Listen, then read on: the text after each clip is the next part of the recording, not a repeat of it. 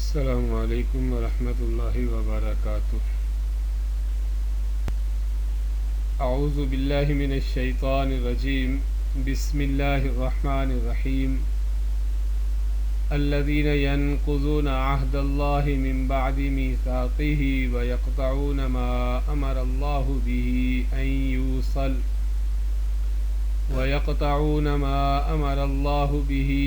یوصل ویفسدون فی الارض اولئک هم الخاسرون۔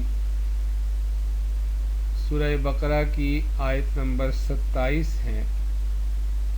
اللہ تبارک و تعالی نے ارشاد فرمایا، الذین ینقضون عہد اللہ، الذین وہ لوگ جو ینقضون توڑتے ہیں، عہد اللہ اللہ کے وعدے کو، اللہ کے ساتھ کیے ہوئے وعدے کو، من بعد اس کے کہ میثاقہ اس کو پختہ کر لیا، اللہ کے ساتھ پختہ وعدہ کرنے کے بعد اسے توڑتے ہیں۔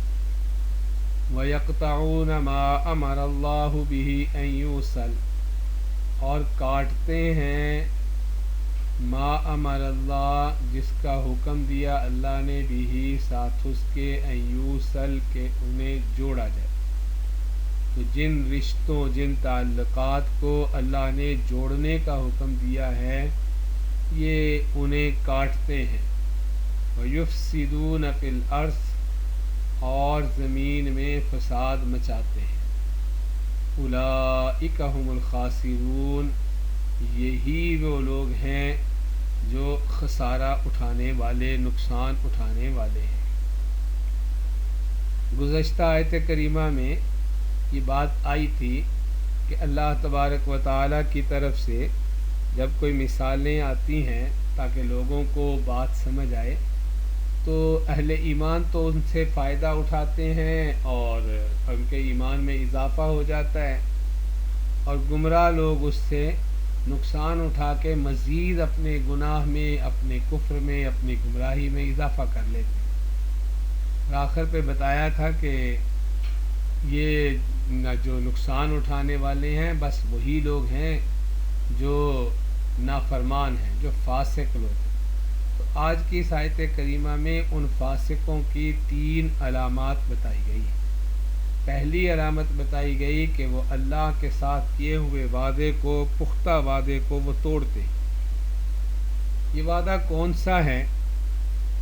مفسرین نے فرمایا کہ عالم ارواح میں جب اللہ تعالیٰ نے انسانوں کی ارواح کو اکٹھا کر کے ان سے یہ پوچھا تھا، جو قرآن پاک میں آگے چل کے آئے گا، کہ الست بربکم، کیا میں تمہارا رب نہیں ہوں؟ قالوا بلا، تو سب نے کہا ہاں ہاں کیوں نہیں، آپ ہمارے رب ہیں۔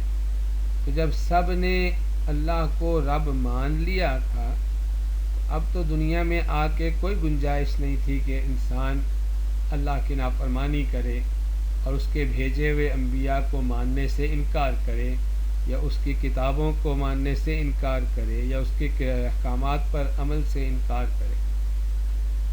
اور پھر اللہ تعالیٰ نے یہ بھی مہربانی کی کہ دنیا میں انسانوں کو یہ وعدہ یاد کرانے کے لیے انبیاء کرام علیہم السلام کو بھیج دیا، اور انبیاء نے آ کے انسانوں کو اللہ کا پیغام پہنچایا، گویا وہ وعدہ یاد کرا دیا۔ اور پھر جنہوں نے انبیاء کو مان لیا، انہوں نے تو گویا اس وعدے کو مزید پختہ کر لیا، اور جب انہوں نے اللہ کو رب اب اس دنیا میں آ کے بھی خوش و حواس کے ساتھ یہ کہہ دیا کہ اشہد ان لا الہ الا اللہ، تو گویا دوسرے لفظوں میں اس نے یہ اقرار کیا کہ اللہ اب تیرے علاوہ کسی کی عبادت نہیں کروں گا، اور تو نے جس کو نبی بنا کے بھیجا ہے میں اسے مانوں گا۔ اور اگلے ہی لمحے اس نے پھر یہ کہا اشہد ان محمدًا عبدہ ورسولہ، گویا اس نے اس بات پہ عمل کر دیا کہ اللہ جو تو نے محمد صلی اللہ علیہ وسلم کو اپنا نبی بنا کے، رسول بنا کے بھیجا ہے، تو میں نے مان لیا۔ اب یہ ماننے کا مطلب یہ نہیں ہے کہ بس لفظی طور پہ مان لیا. ماننے کا مطلب تو یہی ہوتا ہے کہ جس کو اللہ کا نبی مانا جائے اس کے سامنے انسان ایسے ہو جائے جیسے مردہ انسانوں کے ہاتھ میں ہوتا ہے، یعنی اپنی کوئی رائے نہیں اب، کیونکہ انسان کی اصل ذمہ داری اپنے اللہ کی اطاعت کرنا ہے، اس کی بات کو ماننا ہے، اور وہ معلوم ہوتی ہے نبی علیہ السلام کے ذریعے. تو نبی علیہ السلام جو کچھ کہیں بس انسان کا کام یہ ہے کہ اس کو بغیر کسی حیل و حجت کے مانے اور اپنے آپ کو اس کا تابع اور اس کا تابع کر دے اور اس کے اوپر چلنے کی پوری کوشش کرے جو رسول اللہ صلی اللہ علیہ وسلم بتائیں. تو گویا انسانوں نے ایک تو عالم ارواح میں وعدہ کیا تھا، اور پھر دنیا میں آ کے بھی جو ایمان لیا ہے انہوں نے تو مزید اسے پختہ کر لیا. اب اس کے بعد بھی اگر کوئی انسان نافرمانی کرے اور اللہ کے احکامات کو توڑے اور یا اس سے بھی زیادہ آگے علیہ باللہ کفر تک جائے اور اللہ کے احکامات کا انکار کرے، مانے ہی نہیں، تو یہ سب صورتیں جو ہیں یہ وعدہ توڑنے کی ہیں. اور دوسری بات فرمائی کہ وَيَقْطَعُونَ مَا أَمَرَ اللَّهُ بِهِ أَن يُوصَلَ، کہ ان رشتوں کو، ان تعلقات کو توڑتے ہیں جنہیں جوڑنے کا اللہ نے حکم دیا.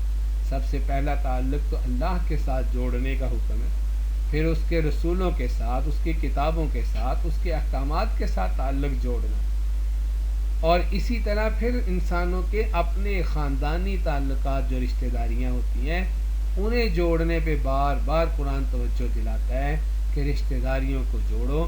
تو یہ ان تعلقات کو جنہیں اللہ نے جوڑنے کا حکم دیا ہے یہ توڑتے ہیں. اور تیسری بات بتائی کہ وَيُفْسِدُونَ فِي الْأَرْضِ، کہ ان کے مزاج میں یہ بھی ہوتا ہے کہ زمین میں فساد مچاتے ہیں. زمین میں فساد مچانا، چوری، ڈاکہ، قتل، رشوت، ظلم، یہ سارے فساد تو سب جانتے ہیں. یہ فساد مچانا یقیناً فساد ہے. اور ایک فساد وہ ہے کہ لوگوں کے اخلاق خراب کرنا، اپنے اخلاق تو بگڑے ہی ہیں، ایسا ماحول پیدا کرنا کہ جس کے وجہ سے لوگ اللہ سے دور ہو جائیں، دین سے دور ہو جائیں، نبی صلی اللہ علیہ وسلم سے دور ہو جائیں. یہ اس سے بھی بڑا فساد ہے چوری، ڈاکے، قتل سے بھی. اور یہ فساد مچاتے ہیں لوگ، اور پھر پیچھے ہم پڑھ رہے ہیں، پھر اپنے آپ کو فسادی سمجھتے بھی نہیں، اور کیا سمجھتے یہ ہیں کہ ہم ہی اصلاح کرنے والے ہیں. تو یہ تین خصلتیں، تین عادتیں اللہ تعالیٰ نے نافرمانوں کی بتائی ہیں، جن کے بارے میں یہ پیچھے کہا تھا کہ یہ ہیں جب اللہ کی طرف سے کوئی ہدایت آتی ہے تو بجائے انہیں فائدہ ہونے کے وہ الٹا اور گمراہ ہو جاتے ہیں.